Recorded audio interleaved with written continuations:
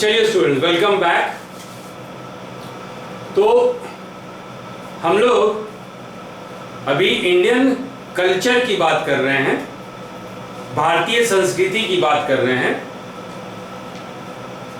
आप लोग का यूपीएससी का ये पहला अटेम्प्ट होगा, तो भारतीय संस्कृति से मान के चलिए 5 से 7 क्वेश्चन आएगा। You will get 5 to 7 question out of this Indian culture. हम लोग क्या किए हैं कि इंडियन कल्चर को 10 पार्ट में 10 भाग में बांट दिए हैं, और इसी 10 भाग से आपको प्रैक्टिस कराया जाएगा। और 100%, there is not 99%, 100% आपका 5 to 7 क्वेश्चंस आप अटेम्प्ट करने के लायक हो जाएंगे। क्योंकि रीजन ये है कि जो भी इंडियन कल्चर का पर्सपेक्टिव है, वो सारे पर्सपेक्टिव को हम लोग ये 10 भाग में कवर कर देंगे। आपका पहला अटेम्प्ट है, बी पॉजिटिव, और मान के चलिए कि आपका पीटी क्रैक हो जाएगा। You will be in a position to clear the prelim exam. First attempt है, प्रीलिम्स क्वालिफाई कीजिए, अपने समाज में अपना नाम बनाइए, और फिर हम लोग मेंस के लिए सर्जिकल स्ट्राइक करेंगे। पेपर एग्जाम विड्रॉ करने का अब मत सोचिए, किसी तरह का एग्जाम विड्रॉ करने का मत सोचिए कि 6 चांस और 9 चांस लेके आप कुछ नहीं कर पाएंगे। गोल्डन चांस सिर्फ 3 रहता है। पहले अटेम्प्ट में आइडियली पीटी क्वालिफाई कर जाइए, और देखिएगा आपका अपना कॉन्फिडेंस बढ़ जाएगा, और अब मेंस में भी अच्छा कर जाएंगे। क्योंकि बीपीएससी मेंस में हम लोग जो क्लास कर रहे हैं यूपीएससी के स्टैंडर्ड से ही कर रहे हैं। इसीलिए एक एक क्वेश्चन करके हम लोग अटैक कर रहे हैं। 55 क्वेश्चन या 110 मार्क्स आपको सिक्योर कर देगा मेंस के लिए। चलिए इसी के साथ हम लोग चौथा 5वां क्वेश्चन डिस्कस करते हैं।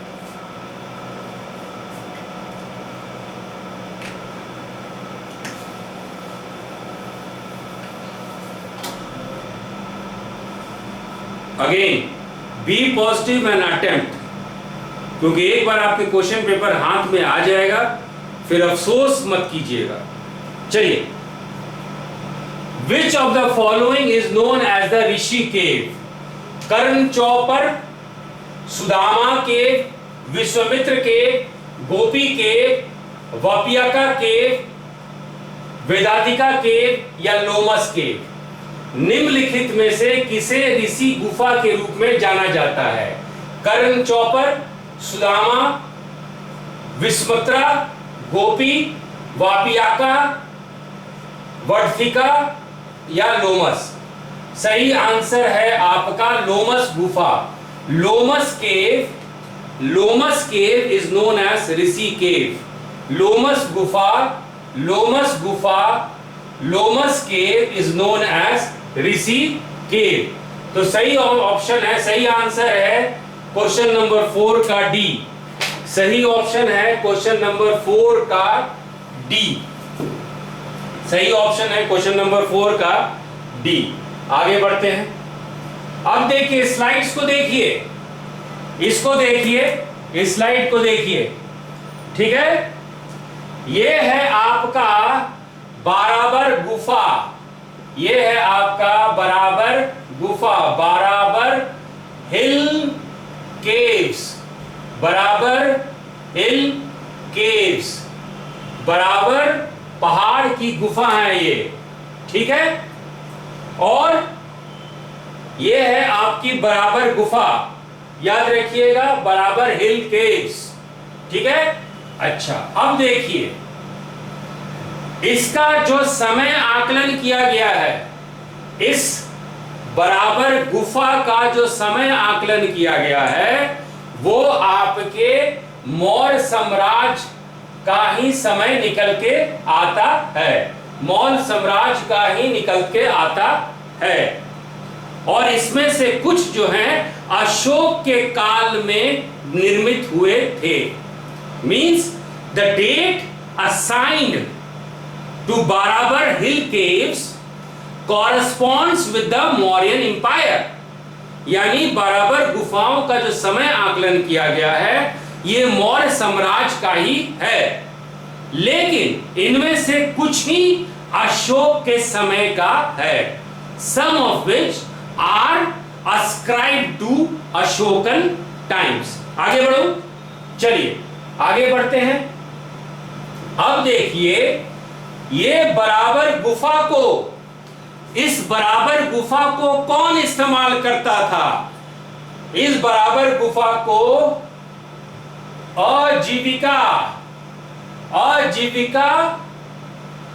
धर्म कह लीजिए या आजीविका संप्रदाय, आजीविका समुदाय, अंग्रेजी में आजीविका सेक्ट द्वारा, आजीविका सेक्ट द्वारा इस्तेमाल किया जाता था। आजीविका संप्रदाय, आजीविका समुदाय के संस्थापक कौन थे? इनके संस्थापक थे आपके मखाली गोसल। मखाली गोसल कौन थे? आजीविका संप्रदाय के संस्थापक थे। He was a founder of Ajivika sect. He was a contemporary of Gautam Buddha and Mahavir Jain. मखाली Ghoshal Mahavir Jain और सिद्धार्थ या गौतम बुद्ध के समकालीन थे। इस फैक्ट्स को याद रखिएगा। आगे यहां पे सिर्फ आजीविका संप्रदाय से ही आपको गुफा नहीं मिला है, बहुत सारे ऐसे गुफा मिले हैं जिनमें की आप कह सकते हैं बौद्ध धर्म से और हिंदू धर्म से भी संबंधित था। तो बहुत सारे गुफा यहाँ पे बौद्ध धर्म से भी संबंधित है और हिंदू धर्म से भी संबंधित है। यदि एक लाइन में कहना चाहें तो इस बराबर गुफा में आप आजीविका, बौद्ध धर्म और हिंदू धर्म से संबंधित अभिलेख, वास्तुकला, स्कल्पचर आपको देखने को मिलता है। आगे बढ़िए, आगे चलते हैं। अब देखिए इस स्लाइड को देखिए, ये जो गुफा है यहाँ पे इस गुफा को, इस तरह के गुफा को, जो गुफा काट करके एक मंदिर की तरह, एक चैत्र की तरह, एक विहार की तरह बनाया गया है। इसमें दो भाग होते थे। There were two parts in this cave. बड़ा भाग, एक बड़ा भाग हुआ करता था जिसमें कि सारे लोग, सारे भिक्षुक मिलके ध्यान करते थे, और एक छोटा भाग हुआ करता था जिसमें स्तूप रखा हुआ था, जिसमें स्तूप हुआ करता था। राइट? तो ये दो भाग में आपका विभाजित था। ये देखिए दिखाई दे रहा है, ये दिखाई दे रहा है। तो इसमें एक बहुत बड़ा, ये जो है बहुत बड़ा एक हॉल है, ये गुफा का अंदर का है, ये दिखाई दे रहा है साफ साफ। तो ये बहुत बड़ा एक हॉल हुआ करता था। ठीक है, कहने का मतलब कि इस गुफा में दो कक्ष हुआ करते थे, टू चेम्बर्स, दो कक्ष हुआ करते थे, टू चेम्बर्स। और ये किसका बना हुआ होता था? ये सब ग्रेनाइट का बना हुआ होता था। बराबर गुफाएं जो हैं ये आपका ग्रेनाइट का बना हुआ है। बराबर गुफा ग्रेनाइट का बना हुआ है। और इसका अंदर इसके अंदर अंदरूनी भाग काफी पॉलिश्ड है, काफी परिष्कृत है, और वहां पे आपको इको सुनाई देगा, वाइब्रेशन सुनाई देगा, इको सुनाई देगा। इस पॉइंट को याद रखिएगा। आगे देखिए, जो पहला भाग था, ये कह सकते हैं जो बड़ा वाला भाग था, जो बड़ा भाग था या बड़ा कक्ष था, जो आपका बिग चेंबर था, जो बिग चेंबर था, ये पूजा के लिए, ध्यान के लिए, वर्शिप के लिए इस्तेमाल किया जाता था। और जो छोटा भाग था वो काफी हद तक वो खाली रहता था और उसमें स्तूप रहता था। इन दोनों पॉइंट्स को ध्यान रखिएगा। बड़ा भाग ध्यान के लिए, बड़ा भाग वर्शिप के लिए, पूजा के लिए, और छोटा भाग काफी हद तक खाली रहता था जिसमें कि स्तूप हुआ करता था। आगे चलते हैं। अब देखिए, ये जो बराबर केव है, बराबर हिल केव्स है, बराबर पहाड़ की गुफा है, इसको आप सत गर्भ भी बोलते हैं। इसको आप सत गर्भ भी बोलते हैं। इसको आप सत गर्भ भी बोलते हैं। सत गर्भ का मतलब होता है 7 caves। सत गर्भ का मतलब होता है 7 गुफाएं। याद रखिएगा, क्वेश्चन में बराबर हिल केव्स ना लेके सत गर्भ की बात किया जाए। सत गर्भ का मतलब होता है 7 गुफाएं। सत गर्भ का मतलब होता है 7 caves। अब देखते हैं इस केव 7 गुफा में क्या क्या है, इस 7 गुफाओं में क्या क्या है। आगे देखिए, तो ये 7 गुफाएं जो हैं, ये 7 गुफाएं जो हैं, एक जो है अशोक के समय, मुख्यतः अशोक के समय आजीविकाओं के लिए, मुख्यतः अशोक के समय आजीविकाओं के लिए और बौद्ध धर्म के लिए ये दिया गया था। और एक ये बड़े से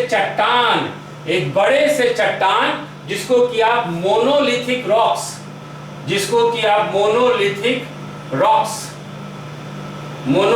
रॉक्स कहते हैं, उसको काट के बनाया जाता था। ये चट्टान किसके बने होते थे? ये चट्टान ग्रेनाइट के बने होते थे। फिर से बच्चों, लॉकडाउन के समय ही एक टेस्ट सीरीज हुआ था आपका, जिसमें की बात किया गया था कि एक चट्टान से कैसे गुफा काटा जाता था। इस क्वेश्चन का हम लोग डिस्कशन काफी विस्तार में पहले कर चुके हैं। उस क्वेश्चन पेपर का डिस्कशन पे भी आप जरा देख लीजिएगा। आगे हम लोग देखते हैं कि जो आपका सतगर्भ है, जो आपका 7 caves है, ये 2 पहाड़ों में आपका सतगर्भ गुफा जो है 2 पहाड़ों में बटा हुआ था। पहला पहाड़ है आपका बाराबर हिल्स, और दूसरा पहाड़ है नगर गुंजा। कभी आप इसको नगर जुना भी सुनेंगे। तो बराबर ये जो सतगर्भ गुफा है, इसमें 2 पहाड़ है, एक है बराबर और दूसरा है नगर गुंजा। एक है बराबर और दूसरा है नगर गुंजा। अब चलते हैं बराबर पहाड़ में कौन कौन से गुफा हैं। बराबर पहाड़ में कौन कौन से गुफा हैं? तो बराबर पहाड़ गुफा में कौन कौन से गुफा हैं? बराबर पहाड़ गुफा में आपके कौन कौन से गुफा हैं? बराबर हिल्स में कौन कौन से गुफा हैं? तो पहला है आपका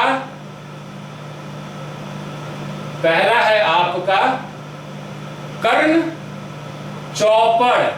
पहला है आपका करण चौपड़ दिखाई दे रहा है स्टूडेंट्स? करण चौपड़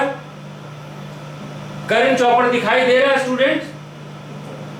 करण चौपड़ दिखाई दे रहा है बच्चों?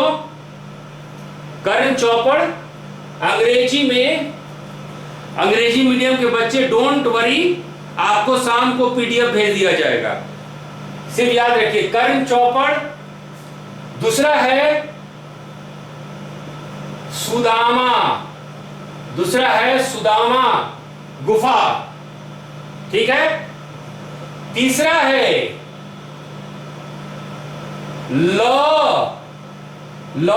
मर्शी, तीसरा है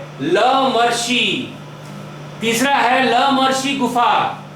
इसी लमर्शी गुफा को लोमस रूसी गुफा कहा जाता है। इसी लमर्श गुफा को लोमर्श ऋषि गुफा या लोमर्श ऋषि केव कहा जाता है, राइट। तो तीसरा है आपका लमर्शी या लमर्शी गुफा, और चौथा है आपका विश्वामित्रा,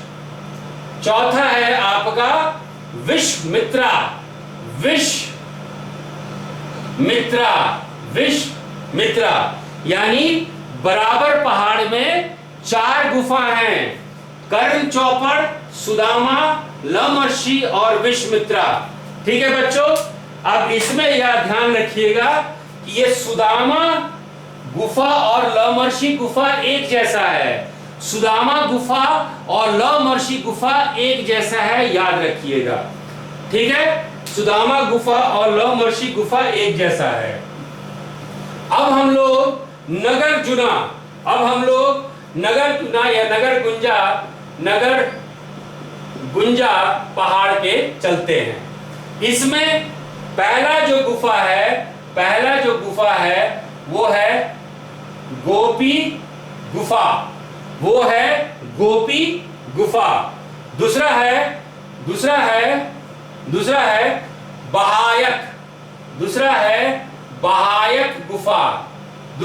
बहायक गुफा, और तीसरा है वैदंतिका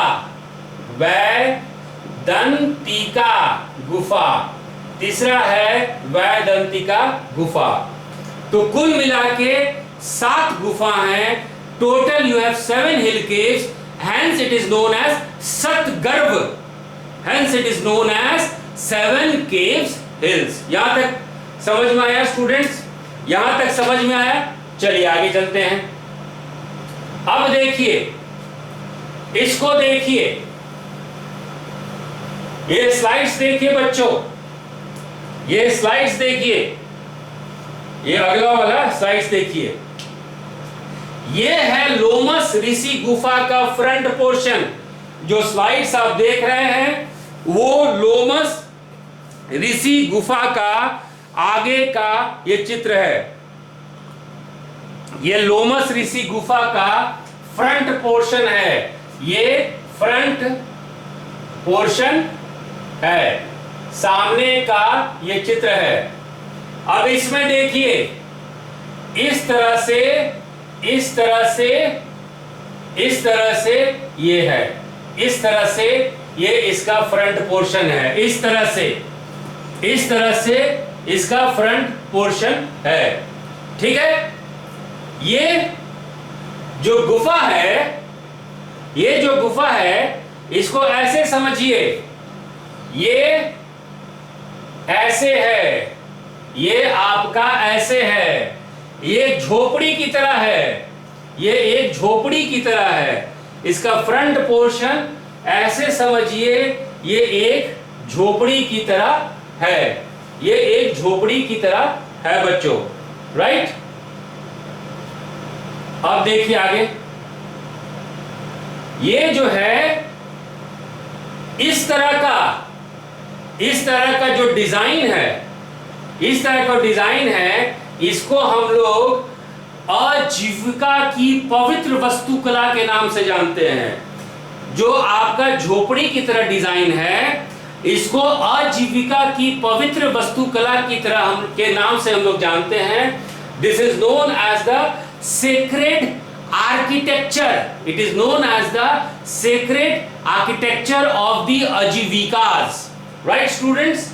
और देखिए आजीविका तो हम लोग जानते हैं कि ये एक नास्तिक संप्रदाय था, ये एक नास्तिक संप्रदाय था जो वेद के विचारों को नहीं मानता था, ये बौद्ध के विचारों को भी नहीं मानता था। It was an atheist group, it was an atheist group. और इसका ये जो है डिजाइन, इसको हम लोग आजीविका की पवित्र वास्तुकला के नाम से जानते हैं।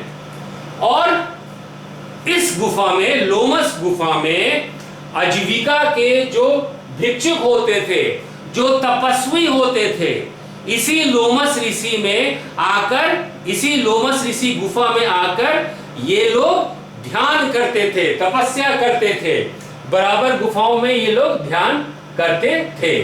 और यही इनका झोपड़ी शैली, ये झोपड़ी शैली के नाम से ही बोल जाना जाता है। इसको अंग्रेजी में बोलते हैं हट स्टाइल, हट स्टाइल फेकेड, इसको अंग्रेजी में बोलते हैं हट स्टाइल फेकेड। याद रखिएगा स्टूडेंट, जो इस तरह का हम लोग झोपड़ी जैसा देखे हैं, इसको अंग्रेजी में हम लोग हट स्टाइल फेकेड कहते हैं। हिंदी में झोपड़ी, हिंदी में झोपड़ी शैली का मुखौटा कहते हैं, हिंदी में इसको झोपड़ी शैली का मुखौटा कहते हैं। दिखाई देता है ना, झोपड़ी, जिसको इंग्लिश में हट स्टाइल फेकेड कहते हैं, हिंदी में झोपड़ी शैली का मुखौटा हम लोग कहते हैं। ठीक है, अब ये जो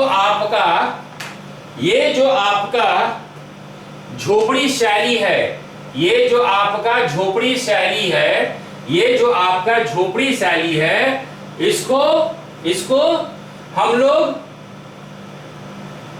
चैत, अंग्रेजी में चैत आर्क कहते हैं, इसको हम लोग अंग्रेजी में चैत आर्क कहते हैं। और हिंदी में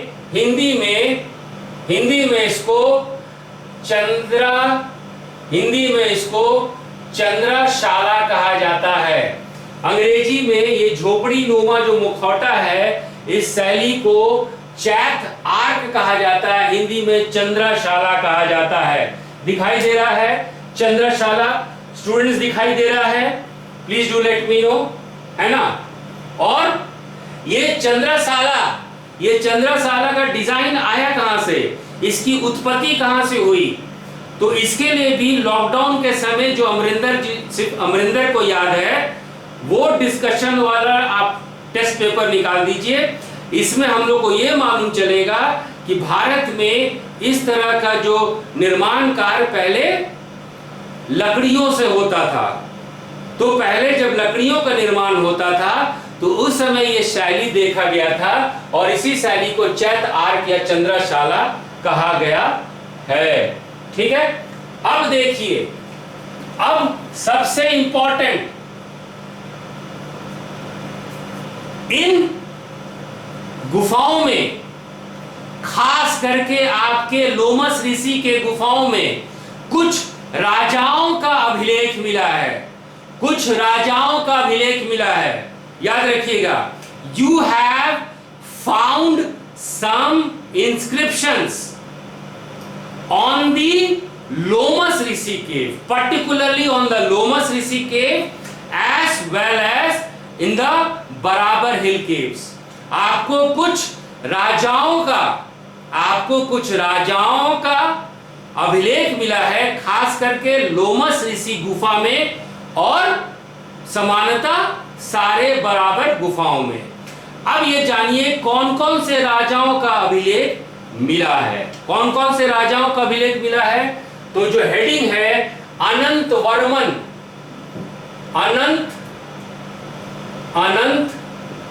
वर्मन 5वीं 6वीं शताब्दी ईस्वी का इसमें मिला है।